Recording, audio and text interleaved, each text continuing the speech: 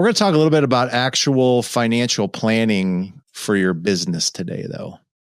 All right. First, can you give me I'm not even going to make you try, actually. I was going to actually ask you to give me a definition of financial planning.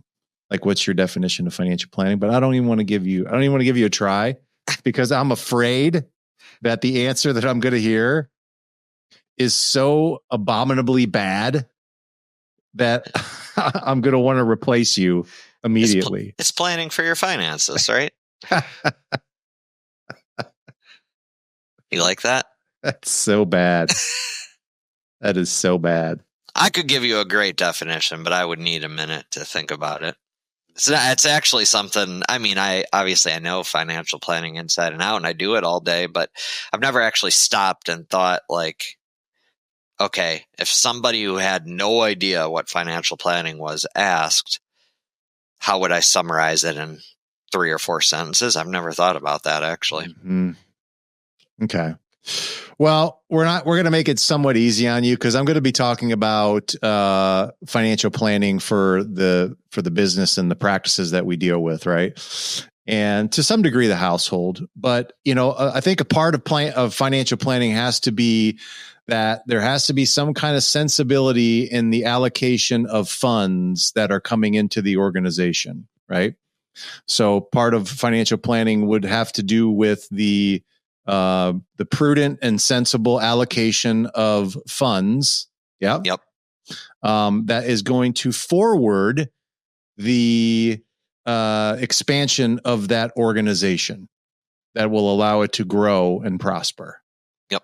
Okay. So when you're going to allocate money towards something, obviously it's got to go towards things that are going to help not only let the business sustain itself, but actually grow and expand as well. Yeah, you don't just want to tread water. You want to be moving forward. Sure, but there's 2 parts to that. But when most people are doing their planning for their business, I think most of the time they're doing it just to tread water, right? How much do I need to bring in that's going to allow me to keep everything moving along? Yeah, pay my expenses. Keep the doors open. I don't know that they necessarily are looking at like a bigger picture than that. And that's probably my biggest issue with how most practice owners do financial planning for their business, is they don't do that. And, look, every dollar in the organization needs to be going somewhere that's going to help with the organization to help make more money, right? Yeah, money has to have a purpose. If it doesn't have a purpose, it just gets wasted and spent. Yeah. So it's like we have to really look at this and break this down. And the more that you know where a dollar in your organization is going to go before it comes in, I think the better off that you're going to be.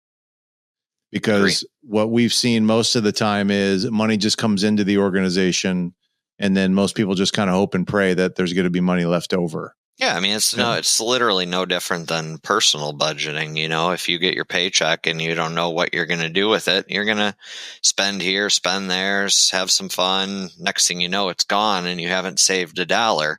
Yep. But if you plan a budget and you build in your savings, yep, it works. And how hard is it? Because you've had to do this with people. When you get someone that gets in the habit of not really allocating money correctly and they become insolvent, so to speak, or just always are treading water.